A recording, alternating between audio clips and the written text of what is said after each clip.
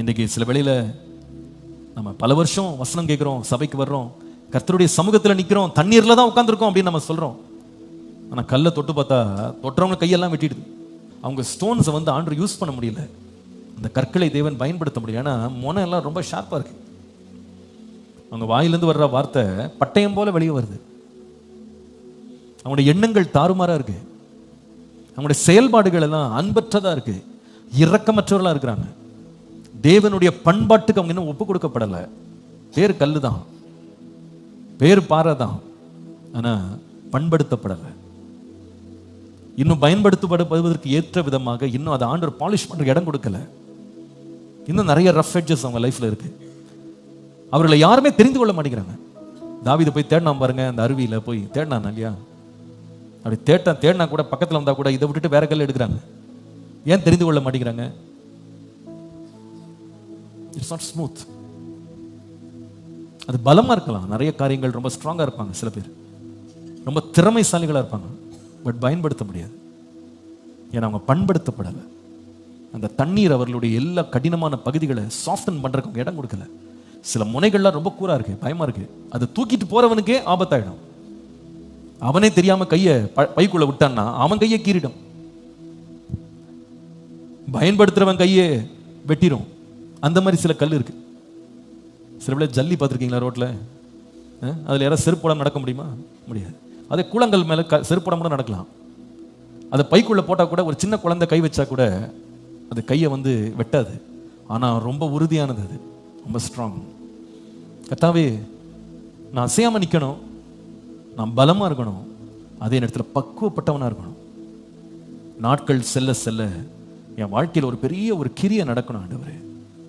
தேவனுடைய வசனமாகிய தண்ணீர் மேல விழ விழ விழ விழ விழ என் பலம் பெருகிறது மாத்திரம் இல்ல, என்னுடைய புறம்பான மனுஷன் ஒளிந்து போகணும், உள்ளான மனுஷன் பலப்படணும். நான் நற்குணசாலியா மாறணும். வேத வாக்கியங்கள் இவ்விதமாய் இருக்கிறதா என்று சொல்லி பெரேயா சபையார் அதை உட்கார்ந்து ஆராய்ந்து பார்த்து தெசலோனிக்கேயில உள்ள சபையாரை பார்க்கிலும் நற்குணசாலிகளாய் மாறினாங்க இல்லையா? ஒரு there was a churning, there was a preparation, there was a change, there was a transformation. நெருங்கினவங்க எல்லாரும் பாதிக்கப்படுறாங்க. சில வேளையில சிலர் சொல்லுவாங்க, உங்க சபை விசுவாசியம் தான் பாஸ்டர் கல்யாணம் பண்ண அப்படிங்குவாங்க. கல்யாணம் வரைக்கும் நல்லா தான் இருந்தாங்க. கல்யாணம் பண்ண பிறகு தொட்ட மனைவி ரெண்டா போயிடுவாங்க. அவ்வளவுதான், வெட்டுப்பட்டு காயத்தோட நம்மகிட்ட வரும்.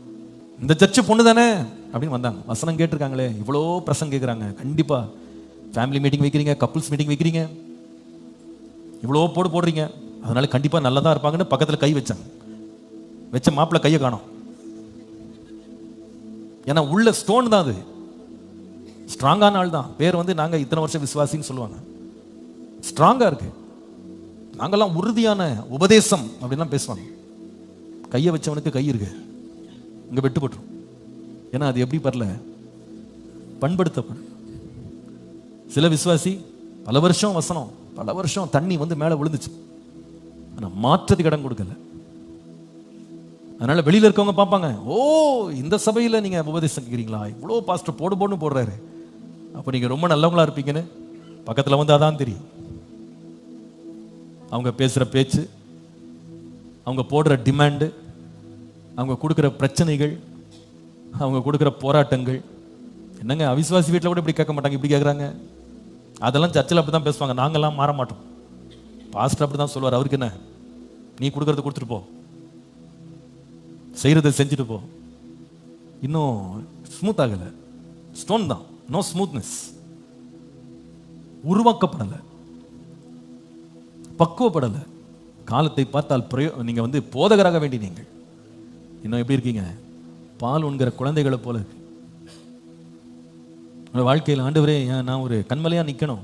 எப்படி நிக்கணும்னா, என்னை தொடரவங்க சொல்லணும், ஏங்க இத்தனை வருஷம் உருவாக்கங்க, எப்படி இருக்காங்க, ஸ்மூத்தா இருக்காங்க, ஆளு தொட்டா காயமே படலைங்க, அவ்வளோ இதமா இருக்கிறாங்க, குடும்பமே அவ்வளோ இதமா இருக்கிறாங்க, அவங்க பேச்சே இதமா இருக்குங்க, அவங்களுடைய நடவடிக்கைகள் இதமா இருக்கு, அவங்களுடைய எண்ணங்கள் அவ்வளோ இதமா இருக்கு, அவங்களுடைய பழக்க வழக்கங்கள் அவ்வளோ இதமா இருக்கு. அவ்வளவு கிறிஸ்துவின் சாயலை நாங்கள் பார்க்குறோம். லைஃபை ஸ்மூத்தாக டிராவல் பண்ணுதுன்னு சொல்லுவாங்க. ஆனால் சில பேர் சொல்லுவாங்க, கற்பாறையில் நடக்கிற மாதிரி இருக்குங்க, ஜல்லி மேலே நடக்கிற மாதிரி இருக்கு. ரொம்ப கஷ்டம் அது. என்ன மாற்றுங்கப்பா.